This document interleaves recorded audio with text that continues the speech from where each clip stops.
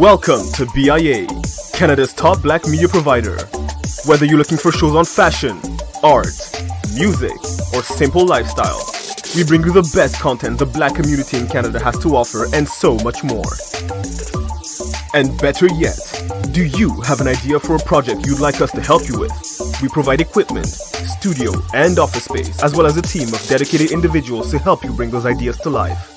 So don't wait. Check out our new website at biamedia.ca for more information on how to contact us and start creating today. BIA Media, your way.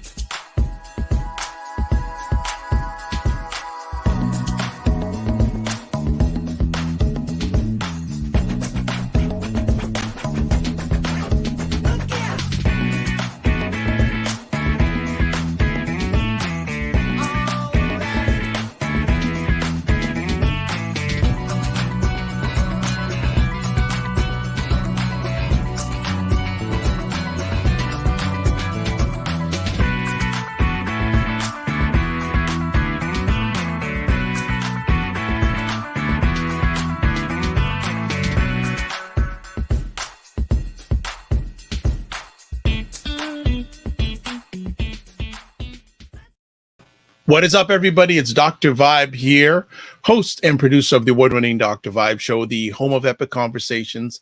And I'm the host of Epic Conversations 2020, Best Podcast News Award winner, and 2018 Innovation Award winner given out by the Canadian Ethnic Media Association. I am also a host of the only online conversation in the world for dads and fathers that is sponsored by Dove Men Care. It's also co-sponsored by Dad Central, Canada's national fatherhood organization. And being part of that team last year was able to reach out to over 100,000 fathers and dads around the world last year. And as always, I like to say you're blessed, highly favored, a magnet for miracles, and a solution for someone's problem. We are broadcasting live March 27th in cold and snowy, believe it or not, Toronto. Spring started last week. Where is it? Don't know where it is, but we're warm in here and we got heat coming with you. As you know, or you may not know, every Sunday afternoon, 5 p.m., we do Black Canada Talking. It's a live online event that provides Black Canadians the opportunity to give their takes and POVs on stories that are of importance to them. And also we do roundtables. And today we have another roundtable, and we have a new member of our roundtable that we'll be introducing you into you in just a second. But let's first bring up Sarah Ayongo. Sarah, how are you? Hello, Dr. Vibe. I'm wearing my Duke University blue because they are in the Final Four of the NCAA Men's Basketball Championship, and I am thrilled. And I'm coming to you from Anishinaabe Algonquin territory, unceded, unsurrendered, and I'm really looking forward to this discussion. Okay, now we got Sarah. Now we got Caesar. Can't hear them, but I can see them. Unmute yourself. Now we got you. We got you both now. Bonjour. Comment ça va? Ça va très bien, merci. How are you? How's everybody? Doing fine. Sarah, how are you doing? Oh, I'm well. I was actually watching Cesar on a for some reason we're not on hearing a Black Sarah. Film Festival panel discussion. Don't know earlier. What's going on Sarah's. Is it me, or we hear Dr. Vibe but he doesn't hear us? Yeah, that's what it looks like. Okay, can everyone hear me? Yes. We hear you. But I don't hear Sarah. Oh, I'm not muted. That's okay. I don't know why we're not hearing Sarah. Cesar, okay. Cesar, how are you doing? I think we'll work on getting Sarah on in just a moment. Things going well on your end? Going well. Thank you very much. Just like you were saying, apparently it's spring, but this is Canada. It's still winter. Yeah, it's Canada. We expect snow any time of year in Canada. Absolutely. Most of our people need to know this. It actually once snowed in July in Canada. I don't remember the year. I don't remember the place. I don't know if it's a lie, but I was told it once snowed in July in Canada. So Alberta. All right, we got Sarah back. Wonderful. It was in Alberta. Oh, there you go. So this country is winter. Okay. Well, you know what? we have someone new for everybody today, family. Gentleman that I've known for a while. Sarah's known for a while. For me, he's a close, not only he's a close personal friend, family friend, and business associate. We have Roger Dundas, co-founder and publisher of BuyBlacks.com, Canada's #1 Black online magazine. Mr. Dundas. Yes. So good to have you.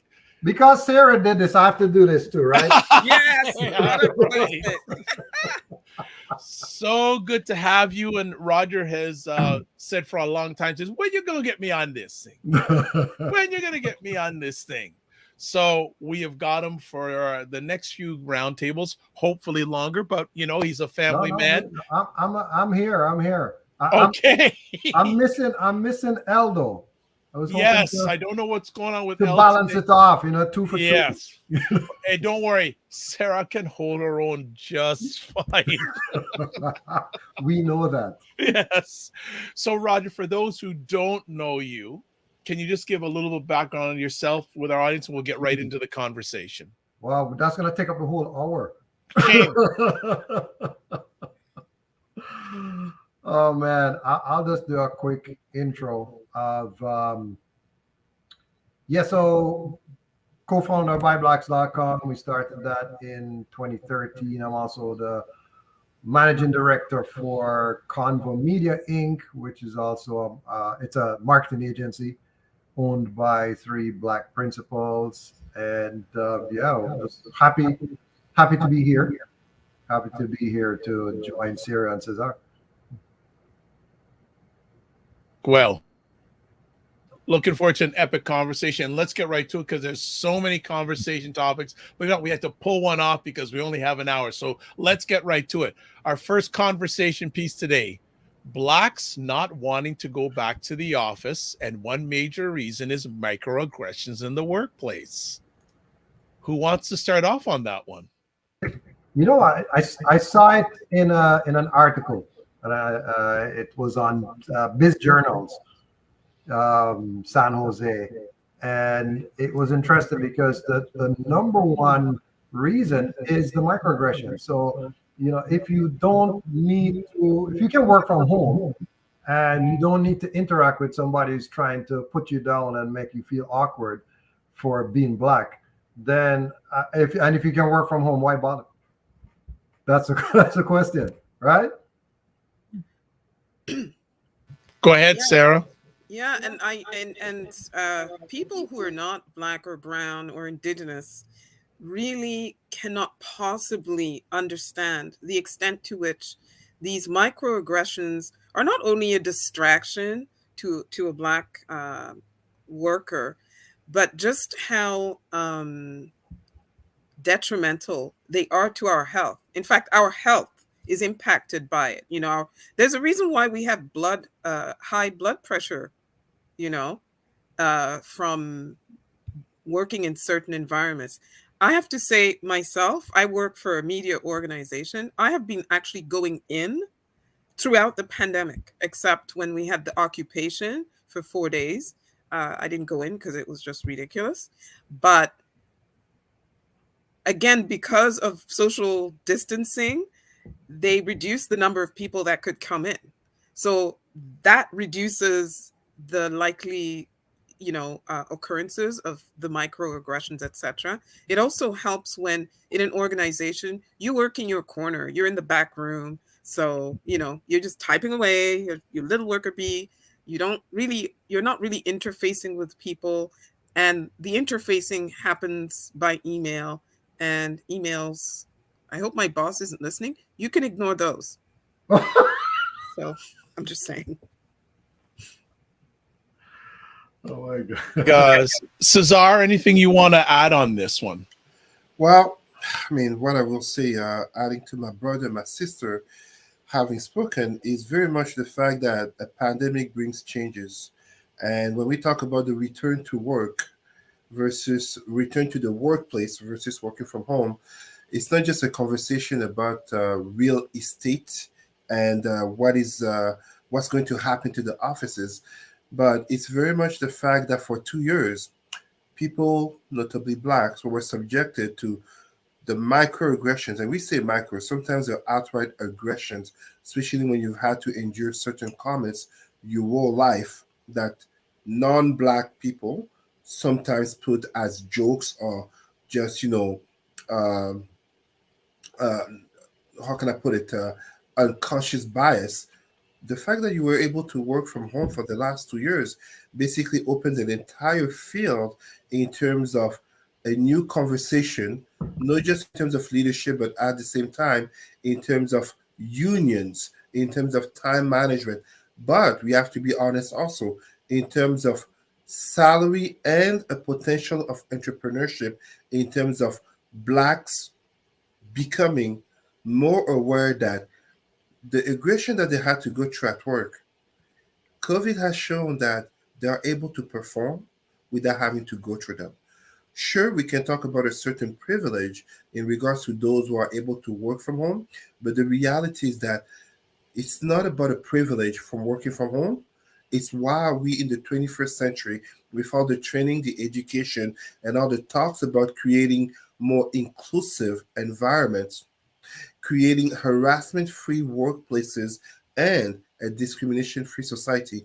Why are we having aggressions of all types that are leading non white people, especially black people, to dreadfully look at returning to the workplace and to endure what for 2 years, despite the pandemic, what they didn't have to go through?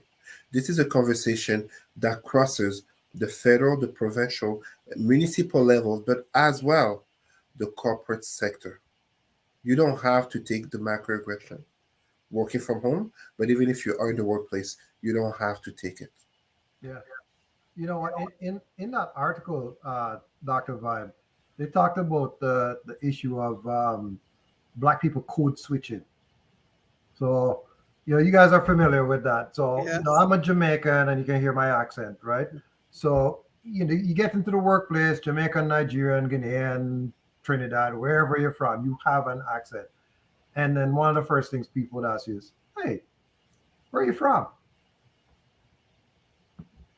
you know, or your name, they would highlight that your name as if it's something unique. They're not doing it from a friendly, I want to get to know you perspective. They're doing it from a othering perspective, like to say, hey, you're not quite up to scratch. You are, substandard. Your name, your accent is not really the preferred thing here. And that's been my experience working. I worked corporate 10 years, and the last job I had was a recruiter of all things. So, and in a Fortune 500 company, publicly traded, big firm. And that microaggression came head to head. So there were people, as a recruiter, we're recruiting, and I would say mostly, to be honest, mostly immigrants. The Canadians, they were it was easy for them to job switch without any help. Easier, I should say, easier. It was really the immigrants that were looking for help. And when I say immigrant, I'm an immigrant. Basically, everybody's an immigrant that are not indigenous. But you know what I'm saying? A recent immigrant. Let me correct my statement. A recent immigrant. And I remember this scenario where it was a South Asian gentleman, and his name was, I can't remember his name now, and I wouldn't want to say it, but it started with V. His first name started with V, and it was about 10 letters. And his last name started with V, and it was about 9 letters, right? It wasn't really hard to pronounce. But the white person in my office said, you know what? I don't think the client is going to want to, work with somebody, where they can't pronounce the name. So he just took the resume and threw it in the garbage. Literally, he had the paper copy of the resume and he threw it in the garbage. And so, when you talk about those are the type of things that you're facing from a discrimination, and then also from a microaggression of just looking at you and saying, hey, this guy's black, South Asian, indigenous. I'm not going to fit into this environment, so I'm not going to go ahead with that person.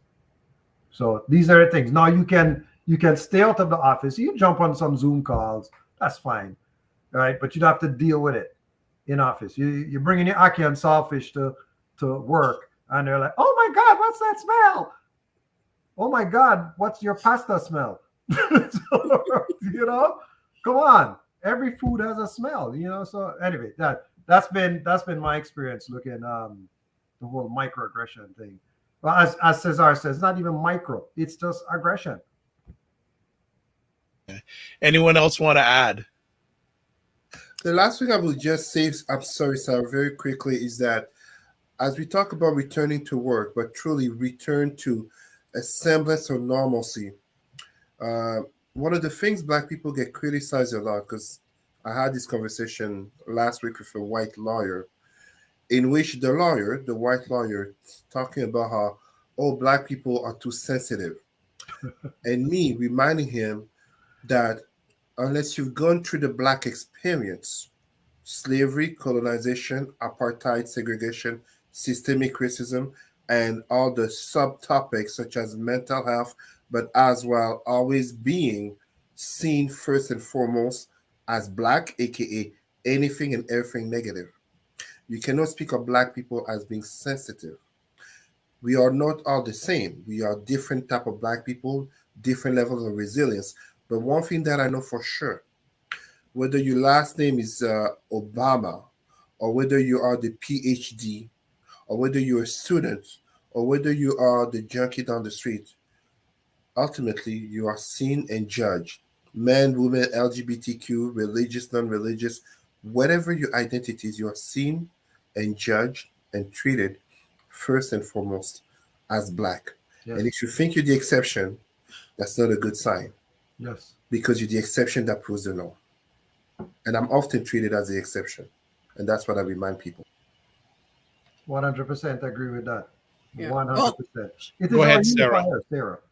All I wanted to say was that I hope that articles like this one that Roger brought up about the reasons that not just Black people, but probably other, people of color may be reluctant to go back into the office in person, etc., that articles like this will prompt a dialogue in the workplace or continue the dialogue in the workplace that started when the George Floyd murder, got at the height of the media attention put on that. I hope the dialogue will continue, as in, oh, we have a labor shortage. My God, the last thing we need is, for an exodus of all of this Black and brown talent from our field, because they can now be consultants and work at home and do their own thing and not be subjected to all the nonsense that we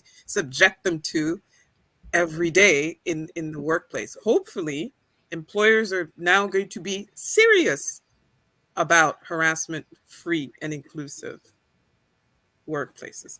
That's it. Anything to add? Anyone else before we move on to our next conversation topic? Well, if not, I'm going to add in my 2-minute story in regards to microaggressions. This goes a little way back. I was the inside sales manager of a company that was owned by a couple. The owner was very British. I mean, very British. And we were looking to get some new frontline staff. So we went out to agencies and I got their resumes and I looked them over and I said, they look really good. Pass them over to the owner. He said, can we get anyone who has an English last name, please and thank you?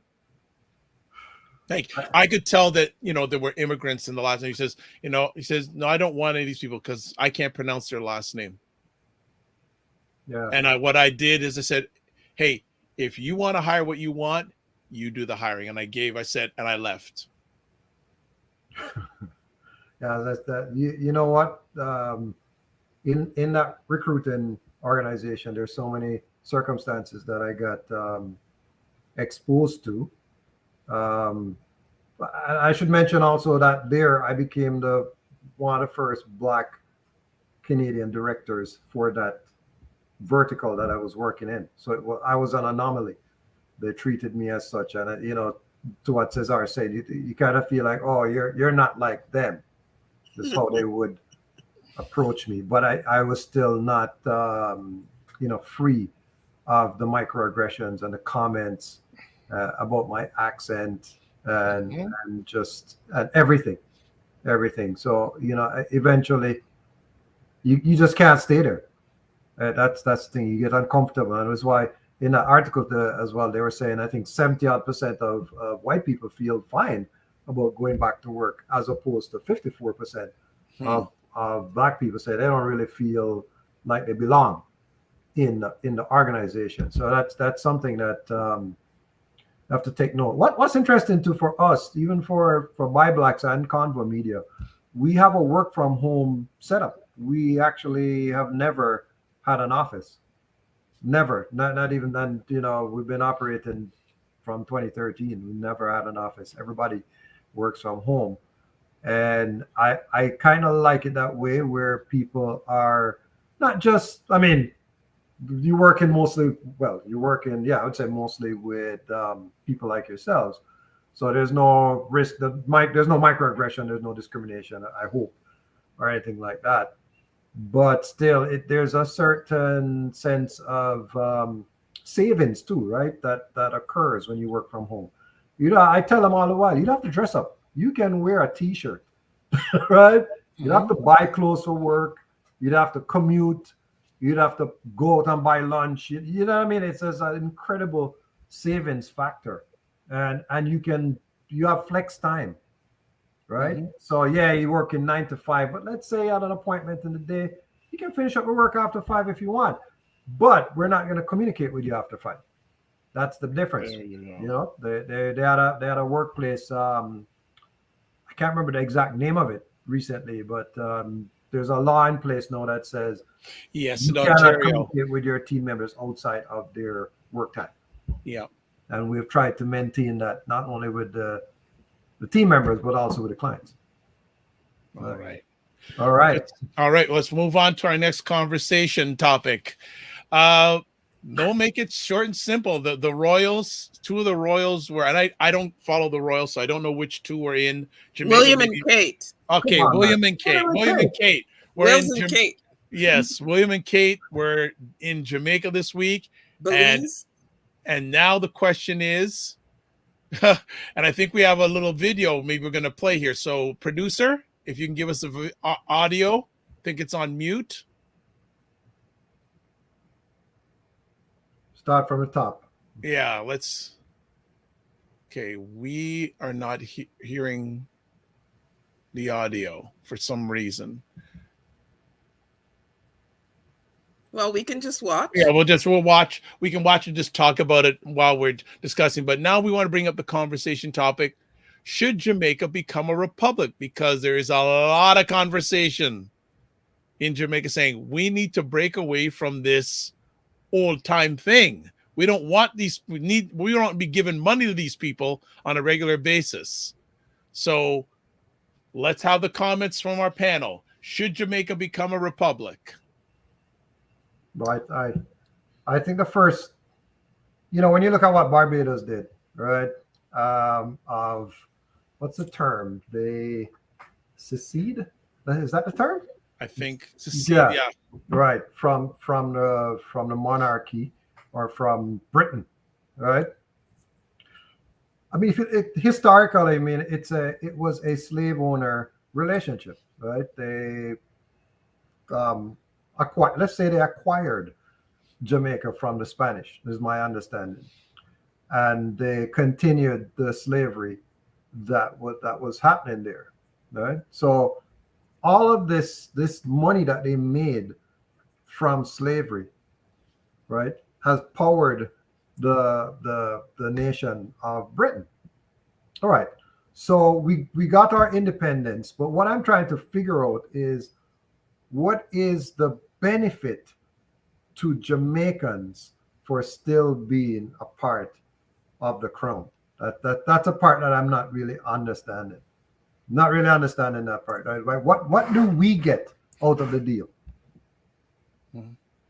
I can't get an answer from anybody. I'm telling you. Go ahead, Sarah. Yeah, I mean, I'm with Roger in terms of like what have you done for Jamaica lately? Like seriously, it's not as if the royal family runs around being a promoter of brand Jamaica, for example. They don't run around sort of touting all of the resorts, the amazing resorts Jamaica has. It's not like the royal family necessarily advocates for Jamaica, you know, in terms of uh, duties on their Jamaican exports, right? Of fruits, vegetables, or whatever. And it's not like any of the what's it, monuments or historic sites in Jamaica. You know, people are rushing to go see them because they are associated with the monarchy. Uh, on the contrary, people are like, a relic of slavery kind of thing. It's just a reminder of that. So there's, you know, this whole rule Britannia, Great Britain, or whatever. Empire is crumbling. And we're sort of at a crossroads. Like Barbados got the party started, but apparently it's not only Jamaica that's sort No, of wondering about maybe sort of growing up and leaving home kind of thing, right? Remember, they went to Belize, and I think Belize is where um, there were protests, like out and out. I know there were protests in Jamaica as well. as I think well. it was Rastas that came out and were protesting. But in Belize, yeah, they you know, they were protesting against it. Plus, they were expensive. You know, every royal visit, I mean, here in Canada, every time they come here, it's tens of millions of dollars, not just in accommodation and transportation, but security. Security. You want to know the security bill for these people? You know, and when they come, they don't just, you know, come to Ottawa and then go home. They have to go across Canada, and there's like 6 or 7 stops and this ribbon cutting and the other thing. And we're paying for that. For what? And also in this day and age when, you know, with COVID, we've seen all of the social problems that government is not really stepping up to help fix, you know, the underhoused or unhoused, the child poverty rate, right? The infrastructure that's crumbling or non-existent for public transportation, right? Refugees, resettlement, that takes money. But we're going to spend tens of millions of dollars because Queen Elizabeth shows up here, or Camilla and Charles and whatever. And in a matter of a week or 2 weeks, we spent, you know, the budget for, you know, social programs for a city the size of Ottawa. Seriously? No, I by by like 2030, I see a whole bunch of republics, you know. Mm. Yeah, in the Caribbean. I'm So, waiting on Australia. Like, what are they waiting for? What about Canada? This is true. let's start there. Cesar, I know we'll get something good from you from your Pan-Africanist lens on Yes. this. You're smiling, so okay, go ahead, Cesar. I was here practicing my meditation in regards to this topic, looking at one of our ancestors, Pharaoh Amenhotep IV, better known as Akhenaten.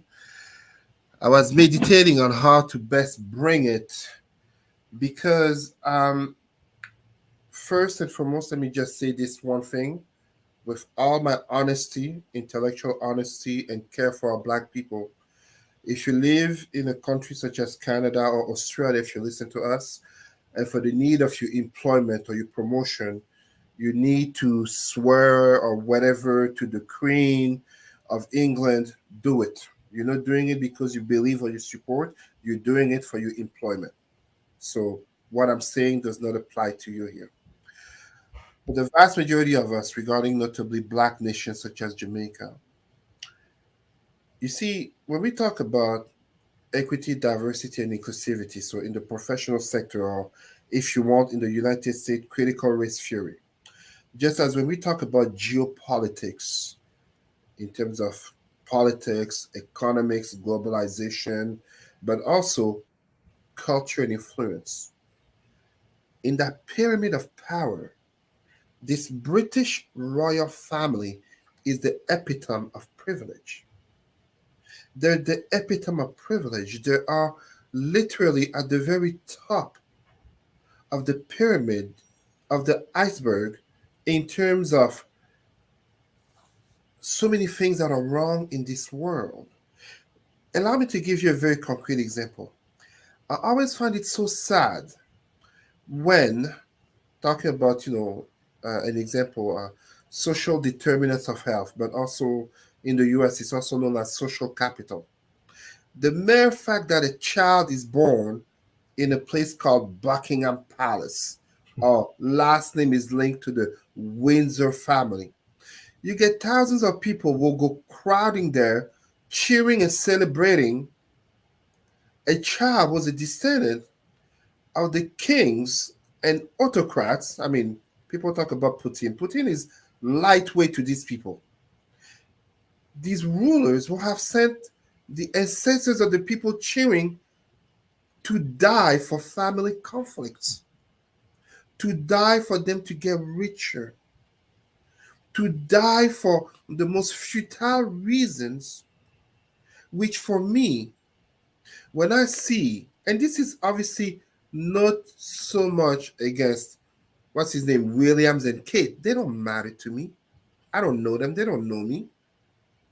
But the institution they represent, especially the grandmother, Elizabeth, who has been queen since 1952, aka colonization. This woman has been queen before my father was born. They are vampires, bloodsuckers of our people, of our ancestors. It's a humiliation, a constant reminder of a painful historical past when the black nation is part of the Commonwealth. We're talking about Jamaica, but we could be talking about Nigeria or Ghana. 54 countries. Absolutely. It's colonization light. It's a reminder. So when you were asking, Brother Roger, what does Jamaica get from being part of it? Technically, is that if someone attacks Jamaica, England will come to protect, kind of like NATO of former colonization, former slave nations. But no, it's a humiliation. We cannot claim to be free. We cannot claim to be independent if we don't rid ourselves of such an institution. That institution, first and foremost, people have to understand the monarchy is fundamentally a principle that goes against democracy. You cannot claim, even if you have such a thing as in England and Canada, a parliamentary um, regime, federalism with the Queen as head of state, blah, blah, blah. It is anti democratic because simply by status of birth, as Sarah was so well pointing out, these people are privileged. And they're only privileged because they are born with that last name and they're associated to that castle, Buckingham Palace. It would be as if today in France they had kings who were ruling, and simply because they're linked to Versailles. It would be as if in the United States you had a monarchy whose last name is Washington, or Lincoln, or Jefferson. So no, I totally oppose them, and I encourage every black nation not only to become a republic, but truly you have to leave the Commonwealth. Just as for Francophone nations in Africa, you have to exit France Afrique. These are tools of colonization. And for us as individuals, because it goes on par with when I criticize the fact that as black people, just look at my name. My name is a colonial name. A black person called Cesar. Show me that white person whose first name is called Kofi. For all that they talk about loving Mandela and what's his name? Mandela, Martin Luther King, and Obama. When have you ever met a white person? A white child named Barack after Obama? Or Mandela after Nelson? No, we have to cut these colonization ties, whether they be in terms of republic and the Commonwealth, whether they be in terms of our name and whether they be in terms of religion as Christianity and Islam, because those are constant inferiority complexes that we subject our children to. And I see this in the high schools when our black children, teenagers, I make them realize your first name and very often your last name are legacies of slavery and colonization. And yet the white kids, the Arab kids, the Asian kids, none of them can even think of having a black name. Please, Sarah. I have a question for Roger, because Roger's the Yadi in the group here. Yes. And Ed, I think you're Jamaican too. Do you have Jamaican Heritage. ancestry? Okay, so reparations, right? Yes. So now that there's talk about, Jamaica, I guess, leaving the monarchy behind or whatever, where does that leave negotiations around reparations? Because that's how many 100 years that Great Britain has, basically lived off of unpaid African labor that was kidnapped, taken to, the West human Indies. trafficked. Human trafficked. It is human trafficking on a grand scale. But so, Roger, where does that leave? Reparations and the issue of the Windrush deportees. Those two. All right. issues. So I have no knowledge of where the reparations negotiations are at this point, to be honest, and it's something that we personally I'm interested in to see where the current administration is going with it. What is interesting though, and I mean, what we were talking about earlier is one of the reasons, a stumbling blocks, guys, of why this has not happened and why a lot of countries are not doing it is just the sheer cost of doing it. Because now you have to unravel yourself from the monarchy, right? So you have to update every law, document everything throughout your whole legal system, throughout your whole parliamentary system. You have to remove signage. It's similar to what, and this is a funny one, to what is being talked about now with changing the Dundas Street, right? So when you look at changing the street, you look at changing the signage and the this and the that and the addresses and all that. I think the first quotation was just $6 million just to do that. Oh yeah. So just imagine now that that's 6 million Canadians. So imagine that's just one street. Imagine you're gonna change the entire Jamaican government system, your entire system, not just government, but everything to do with your country, to remove the Queen from it. It's a very expensive ordeal. And really what I was saying to a friend of mine who's a historian, I was saying that really what should happen to the point of your reparations is that the reparations should pay for it. They shouldn't be doing that from out of our own taxpayer pocket, right? Kind of similar to what they did. No, what they did actually back in 1837 with the Slave Compensation Act is when they abolished slavery, rather than giving the slaves, as Americans would say, 40 acres and a mule, right? They gave them nothing and gave the slave owners money, compensation for the 40,000 odd slaves that they were losing, right? So they paid them. They took a loan. They didn't even have the money. Or better yet, they didn't want to use their own money. So they borrowed that money, compensated the slave owners, including the ones from Jamaica, to give them a leg up in continuing business, right? And the irony of it is that it only finished in 2015. You know what I think, if I'm not mistaken, I think the decade of African people started in 2015. If I'm not mistaken. It did, right? Yeah. That's a hell of a coincidence. That is a hell of a coincidence. So the thing is, again, coming back to Jamaica. Jamaica, I just went there. I was there on vacation for spring break. And there's been a lot of improvements, of course, as you know, with the highway, they have a new highway system. amazing. The Chinese built that for them, and they owe the Chinese money. They're paying them money. They're paying them back. Well, what I understand is the toll from the highway goes to the Chinese. Yeah. Right? Okay.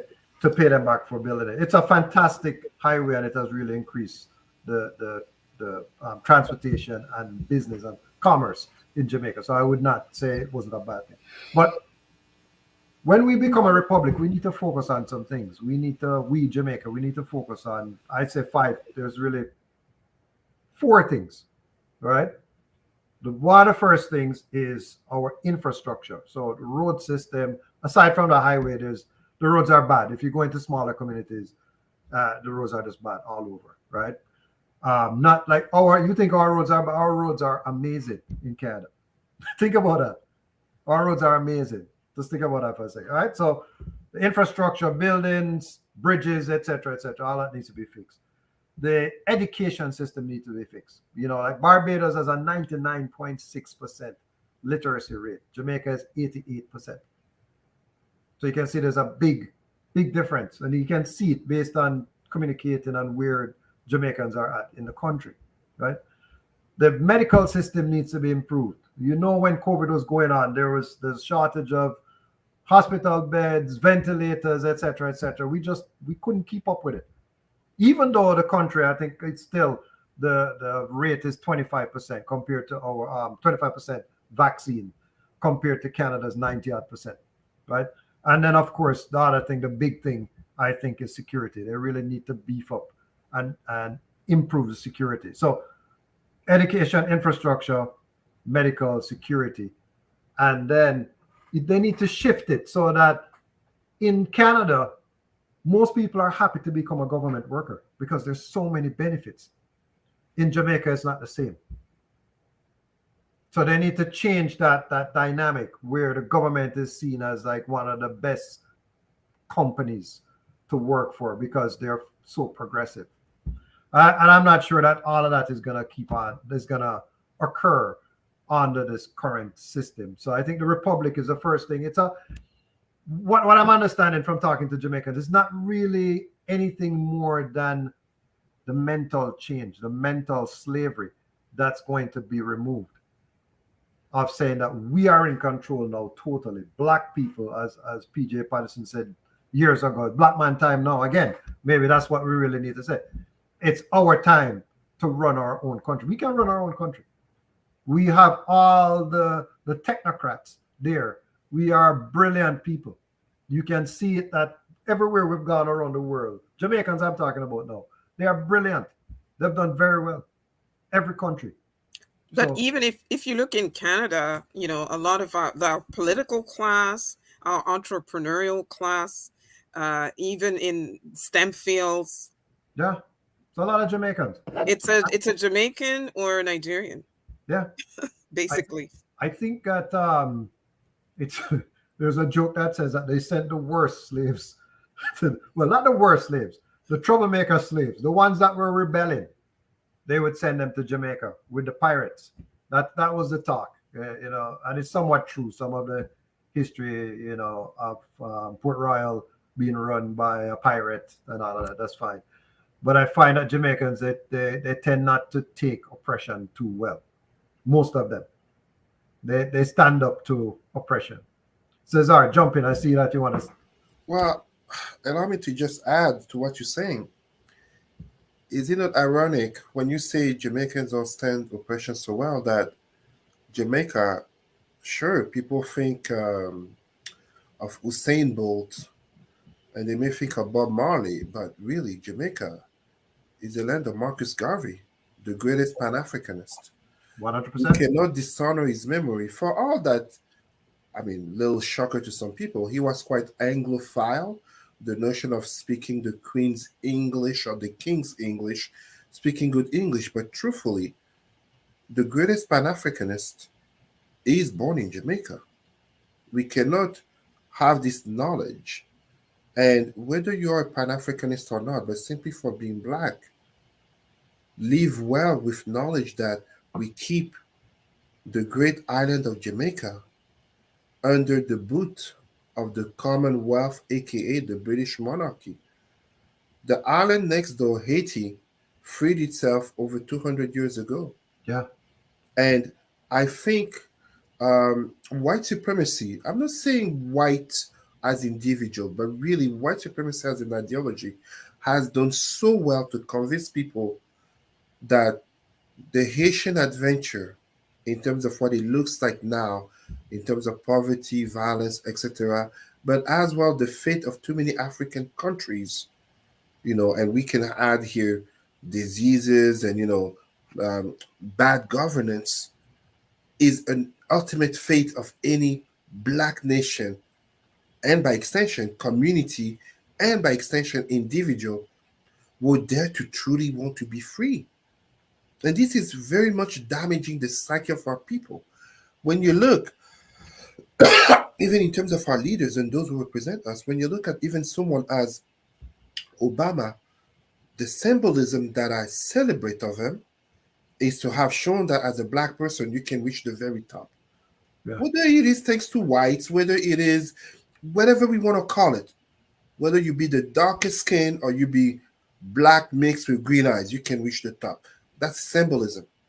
But concretely, Obama has done nothing for black people and for Africans concretely.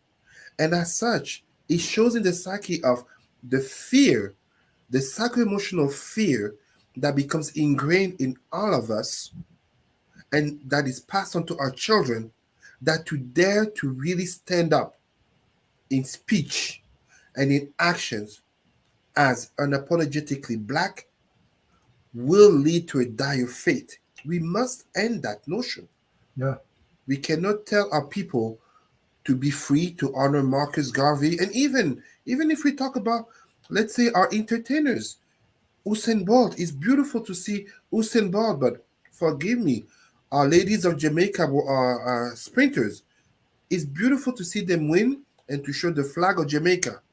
I take honor when people see my seashell earrings, my kori, and they ask if it's from Jamaica because they see the colors. I take pride in it. They know Jamaica. But to what extent are they willing to have a conversation about how much do you really claim to like Jamaica if you are okay with Jamaica being under white supremacy, such as this British visit, royal British visit? Mhm. What black couple, not even Obama and the Michelle, get this type of welcomes when they go to white countries where they have newspapers that refer to them by the N word, that associate them to monkeys, that masculinize Michelle Obama. This is the reality.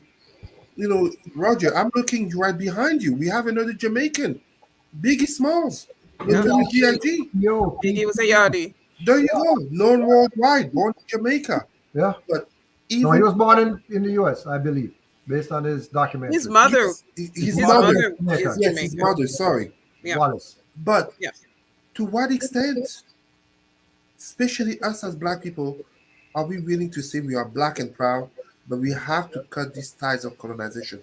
Not everybody has to have the fist raised high like this, but even in tending the hand to do business with non-whites, we have to keep our dignity.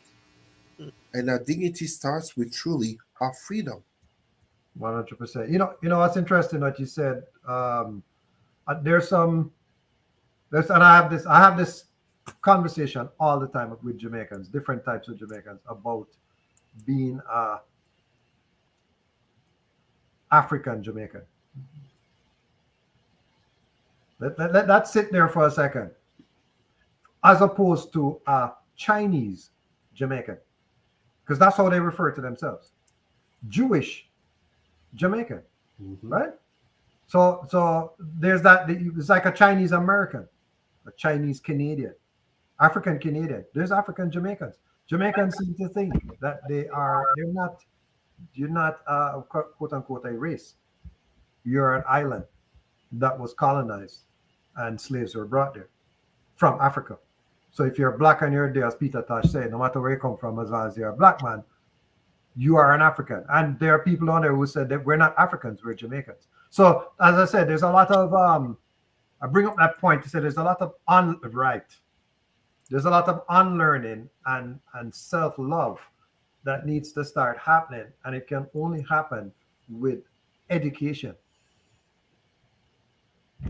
That is it. So when I talk about this thing about education is not just saying, hey, we're going to throw the kids in school and let them learn 1 + 1 = 2. It's about learning the right history. When I was in school in Jamaica, they were teaching me about Spaniards and the British. They weren't teaching me anything about Africa and where we were from, the African slaves, where they settled. They taught us about the Maroons, because you couldn't help but teach us about the Maroons because they were so powerful. Right? They beat the British. Okay. Right. All right. Good right. stuff. So we'll say that. Anything else before we move on to the next subject? All right, we're good. All right, next up, let's talk about the Republicans' performance at Judge Ketanji Brown Jackson's Supreme Court nomination hearings this past week. Sarah, go ahead. Can we play that clip? Do you have that clip when Ted Cruz was interviewing her? No. Harassing You know her? what? No, listen. Can we not actually give these repugnant Republicans any more spotlight than they already have? Because basically what we're doing is overshadowing the Black excellence of the Honorable KBJ, Ketanji Onyeka Brown Jackson, who was not asked about her legal as much about her legal background, about her experience on the bench, of which she has lots, about her academic credentials, about her community service, about her public service. None of that from Republicans. No, you're getting questions about defining what a woman is, and this is from a woman, Senator Blackburn. You've got the Ted Cruz moment that Roger's referring to was the children's books and being asked if she thinks babies are racists, and that basically CRT in schools can be reduced to that kind of thing, as if CRT is even taught at that level. Sarah, I was embarrassed that a Latin American man was asking that question. I like leave. I thought that would have come from a white man and not a Latin American man. Roger, he considers himself as a white man first. Oh, that's sad. Ted Cruz has no level. No, remember, there's no bottom. There's no bottom. There's no bottom for Cancun Cruz at all. There's no bottom. None. There's zero. And apparently there's no bottom for Lindsey drama queen Graham either. What really outraged me, there was so much going on with Lindsey Graham because he was trying to pit one Black woman against another Black woman. You remember, I think it was day two, where he was going on and on about how come Biden didn't choose Michelle Childs from South Carolina, which is his home state. And he was going on, and he was asking Judge Jackson what she thought about what, President Biden's choosing her over Judge Childs and that sort of thing. That is such a typical, white person thing to do when they're not getting their way, where they pit, the two Black people against each other like that. But what I want to remember from the 4 days is Senator Cory Booker and how a Black man stood up. A Black man stood up for a sister. Yes, a Black man stood up for a sister and talked about a whole bunch of Black joy and Black pride, Black history, Black excellence, Black brilliance, Black everything. Mm-hmm. Those Republicans, whatever they said, needs to be a footnote anyway, because none of them going to vote for her anyway. And all we need is the tiebreaker vote from Vice President Kamala Harris, a Black woman, break the tie, confirm her already. Manchin has confirmed he is voting for her. The other senator, we haven't heard from her, but chances are she's going along too. So, We're Christian cinema. Oh God. Cesar, your comments. What I will say is very simple. The Republicans made a mockery of themselves, and I'm not saying this as just to criticize them, but you see, they claim to hold the moral high grounds in in terms of reference to Justice Kavanaugh, that Judge Jackson would not be subject to some below the belt type of questioning. That's what they had claimed from the start. Uh, and unfortunately, but should I say unfortunately, but very predictably, they were really Republicans. As I'm saying that, we have to be strategic here. We have to think strategically. The year is 2022. You have Senate elections that are coming in November. A lot of these Republicans, if you are to be honest, is it really the Republicans or the Trumplicans? Donald Trump is very much like a virus to the Republican Party. And as such, the very notion of a black woman to be judged on the Supreme Court, Justice Jackson, don't get it wrong, they all love Michael Jackson, but Ketanji Jackson, that doesn't sit well with them. It's a seat of power. It's a prestigious seat. It's a seat for life. And they see her as one of those dangerous radical lefties, aka she doesn't exactly sound, I hope I'm wrong, she doesn't sound like she would be another Clarence Thomas, aka affirmative action led this black person there. The efforts, of course, but greatly affirmative action. And then they switched to show that they're even more conservative than many whites are. Judge Ketanji Jackson, soon to be, I mean, next week, uh, Justice Jackson scares them. She scares them because she represents absolutely the enemy, the domestic enemy. You see, for conservatives, such as Republicans, but as well as conservative right in Canada, the number one domestic threat is not called white supremacy. The number one domestic threat is all those dark skinned faces that are rising, especially if they're also women, because by default of conservative values, things such as abortion, women's rights, on top of voting, on top of minorities' rights, she represents all of that. And how did she show up there with dreads, with an Afrocentric look? So, and this is a little criticism to some of my black brothers who were bashing the fact that she has a white husband. I'm sorry. Let us stop wasting time in foolishness. Yes, her husband is white. Yes, Kamala Harris' husband is white. Yes, Clarence Thomas' wife is white. Yes, yes, yes, yes, yes. But at the same time, if you really talk about symbolism, do not forget it is her efforts that have led her there.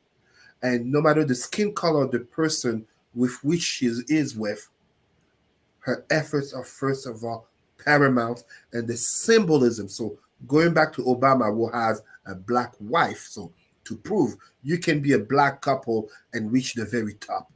So just as for Obama, the symbolism of a black female judge in the Supreme Court, because if you are honest, Clarence Thomas is an absolute failure in terms of black pride. But I have hope that Justice Ketanji Jackson will be able to be a role model to so many black girls and boys, notably those who are pursuing a career in law, but notably in terms of standing up and working hard to fight all these Republican legislations that are aiming at curtailing the votes of minorities, because the Republicans know they cannot count on the white birth rate, and they cannot count on white immigration. I mean, they're not trying to have the 4 million Ukrainian refugees to move to the United States for white votes. I'm just going to leave it there. But I'm glad you all understand what I was talking about. Oh gosh. Oh boy. Anyone? Oh boy, that's a dagger. That went straight to the heart. Eddie. Okay, before we finish out, Cesar, I know you wanted to put out a little quick thing about the liberals and the New Democrats making a deal to preserve the minority government. Quick. Very quickly, look, I've always been one to say that the NDP is useless in terms of politics. No, I'm not saying that to be harsh. Please don't hold back, please. Don't hold back. No, I'm not saying that to be harsh. My honesty, my friends who support the NDP, they know this about me. I've always said that the number one rule of politics is to get to power. Number two is to remain in power. The NDP in Canada is a party that will not come to power federally in the current context, even despite COVID. As such, the third alternative for them was to tie up with the Liberals. And many of you know the conversation, which has often been the case in Canada, should the NDP just merge with the Liberal Party in order to really bring leftist, socialist, blah, blah, blah policies. This is what they did. It's not a coalition, it's an agreement. For the first time, I'm as blunt and honest as you know me. For the first time, I can truly say Jagmeet Singh has acted as a true politician, has acted as a man of power, and I can say I'm proud of him. I'm proud of him because this agreement that the conservatives try to paint as anti-democratic, hypocrites as they are, this agreement is good for Canadians. Dental care, pharma care is absolutely needed, notably for so many Black people whose household don't make $90,000. They need this. White, poor Canadians need this. How can you be against this? How can you claim to care about the people and be against this when we know so well with COVID, it's not just inflation, it's a loss of buying power. It's an increase in terms of mental health. It's basically such demographic changes. And now we're about to have, I don't know how many, and I'm going to say it, I don't know how many Ukrainian refugees are going to come and they're going to get VIP treatment compared to all the Somalis, the Afghans, the Syrians, the Congolese, the blah, blah, blah, blah, blah, who are not white and Christian. Thank you, Jagmeet Singh. Thank you, Justin Trudeau. It was bold. It was brave. You know what it's called? It's called realpolitik. This is what it's about. So that's what I wanted to say. It's a good thing for Canada, and it will benefit not just Blacks and non-whites. It will benefit a lot of poor whites because let's not get it twisted. There are far more poor whites in Canada than there are more for poor Blacks. We all need this for everyone. Just based on the numbers. Sarah and Roger, anything you want to add? No, Roger didn't say anything about Judge Jackson. No, you know why? Because Cesar, I think he encapsulated every thought I had about that idea of her becoming the next Superior Court judge. So but what? Oh, so but the thing about this, the whole thing with the NDP and the Liberal Party, my observation, and I communicate a lot, let's just say, as Sarah does, with a lot of politicians, right? We communicate a lot with politicians, and particularly with the Liberal and the NDP party. I do not communicate a lot with conservatives. For whatever the reason, they don't seem to like buy blocks that much. Let's just say they don't recognize systemic racism. Right. Thank you. But what I noticed about the NDP versus the Liberal, and specifically around picking Black candidates, that they do not pick good Black candidates. That's been my personal opinion. We have a few, when I say we, I'm not NDP, but there are a few good currently elected officials in the NDP. The elected ones are amazing. But the ones that I see sometimes running, I'm like, how did they even get selected? How did they pass the vetting process? to get there. I will not name names. And they have never won. Anyone that I've looked at, I said, there's no way that person is going to win. They have never won.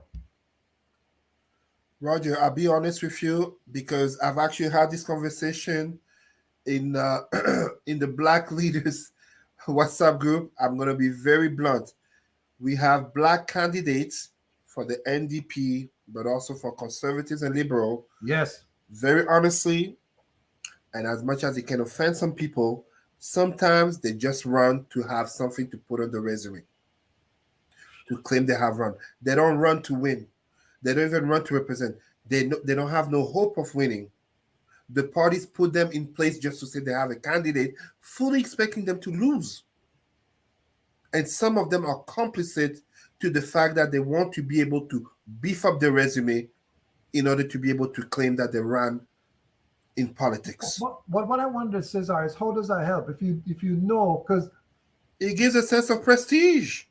It gives a sense of commitment, of involvement. It gives a sense of, you can be on a panel, it's calculations. I wouldn't bring them on a panel. The ones I'm referring to, I would never bring them on a panel. But I don't respect their opinion. So you'll never see them on a buy-black. I'm just saying,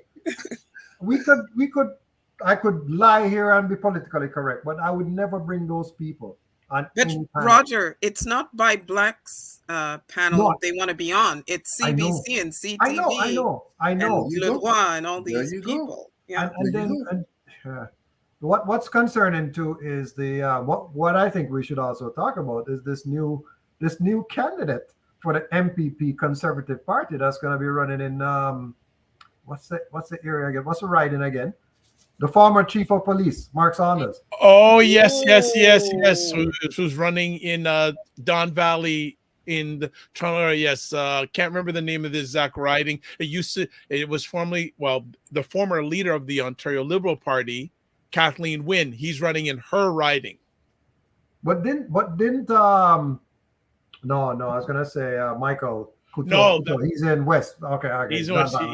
Yeah, but yes. So that's interesting because I don't feel like Saunders as nice a guy as I think he is. I don't feel like the police force really supported him.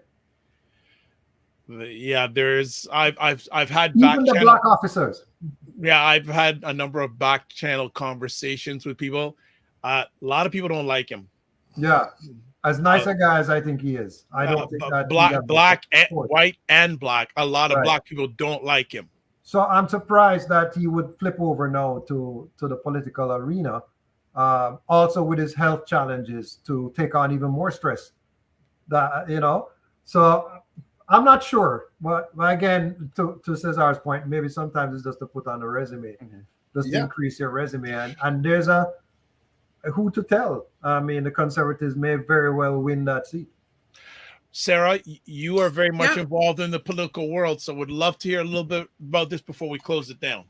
No, I'm not going to comment so much about that, but just to remind people that the Ontario elections are June 2nd. So guys, whoever's out there, you are an Ontarian, you're over 18, make sure you're registered, you're on the voters registry.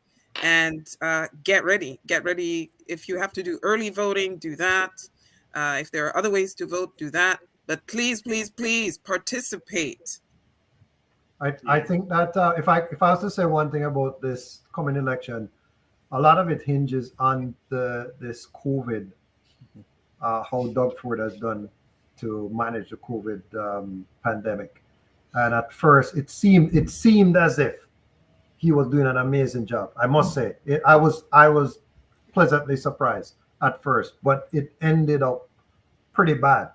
So I'm not sure of Ontarian support for the Conservative government going forward. I'm unsure. COVID and economics, inflation, the gas price, Ukraine, COVID and economics. And look at Trudeau having a COVID election, and that got him a minority. Yeah. So, Ford may well be heading to a minority, especially with all those, the anti-vaxxer freedom convoy type folks in Ontario, yes, who are out to get them because of the mandates. Yeah. Then, so quick thing: who are the anti-vaxxers going to vote for? Well, this is the advantage of Doug Party. Ford. They're not going to vote for liberals because in Canada, people tie federal politics to provincial. So they see, we've seen the liberal leader. He's not exactly the most inspiring gentleman, if I dare to put it that way. But I'm sorry, these anti-vaxxers are not going to vote for liberal. I don't see the liberals winning. Like Sarah was saying, in Ontario, I see Doug Ford winning, but with a minority government. Yeah. Yeah. He's not going to landslide again, though. I don't think so. All right. Well, as that election gets closer, I'm sure we'll have a number of conversations about it here. But I'd like to say thanks to everyone for taking the time today. Sarah, as always, we go ladies first. Where can people get in touch with you? Black on Black 891 at hotmail.com, and our show airs every Saturday from 11 a.m. to noon on CHUO 89.1 FM. Thank you so much, Sarah. Not Sarah. I mean Cesar. So my people, you can all reach me. Actually, I'm blocked on Facebook. Don't worry, it's just for another 3 weeks. Yes. I posted about animal rights. Of course, I did it my way. Facebook didn't like it, but I got apologies from Facebook because they deleted some of my other posts, and I challenged them. But don't worry, you can reach me on Facebook, Cesar Remy, Rimy, Emery, Emery, and let us continue the great conversations and topics. I am enjoying being blocked this month. The fight continues. And Roger Dundas. Yeah, you know where to find me. I'm on LinkedIn. I actually, Cesar, I came off of Facebook in 2019 and Twitter, and I've never been on Instagram. So I know that they have blocked by blacks several times now, and we just can't get a solid reason of why they shut down our accounts. So we don't know. All right. Well, thanks everyone for taking the time today. And again, thank you, Roger. And looking forward to having you part of more conversations. Duke. Yeah, okay. Man, you. Just one quick message. Yes. In a very odd and maybe it seems contradictory, the soccer team, the Canadian soccer team, qualified against Jamaica to make it to the World Cup. So they won today. Okay. I don't know if they won, but they did score that one goal that they needed. That's it. We're in. All right. We're off to Qatar. Thank you so much, each one of you. My name is Dr. Vibe, host and producer of the award-winning Dr. Vibe Show, the home of Epic Conversations, and I'm the host of Epic Conversations, 2020 Best Podcast News Award winner, 2018 Innovation Award winner, given out by the Canadian Ethnic Media Association, and I host the only online conversation world for dads and fathers that's sponsored by Dove Men Care and co-sponsored by DAD, Central Canada's National Fatherhood Organization. As always, I'd like to thank everyone who watched this live or on the replay. And as always, I close out, live your life as a dream. If you can dream it, you can make it. Sometimes you have to get small to get stronger. Block assumptions and aim bigger, aim better, aim higher, aim wider. You can also catch me 9 a.m. Eastern Time, Monday and Friday mornings, co-hosting The Morning Vibe with Ryan Knight, co-founder of the Afro-Canadian Business Network. And on Saturday evenings, 9 p.m., I host and produce State of Things with Aisha K. Staggers and Jill Jones. Next week on Black Hannah Talking, we have the founder of Black Comic Company that's based here in Toronto, Black Focus Comics. So check us. Follow me on Instagram. Follow me on Twitter. Especially follow me on YouTube and Instagram. You'll get notified on the upcoming conversations. Much thanks to BIA Media. God bless. Peace to all. Keep the faith. Remember to give yourselves grace. And it's important to manage your time, but it's more important to manage your energy. Bye, everybody. Ottawa's Black Business Alliance, a place where you can learn to be your own person and build the future you want for yourself. Our mission is to help young entrepreneurs achieve their business goals through the best coaching, managing, consulting, and a slew of other services. Together, we can become a pillar in the Afro-Canadian community. Don't hesitate to contact us through our website at www.oba.ca, and remember that building tomorrow starts today. OBA Consulting. Take hold of your future.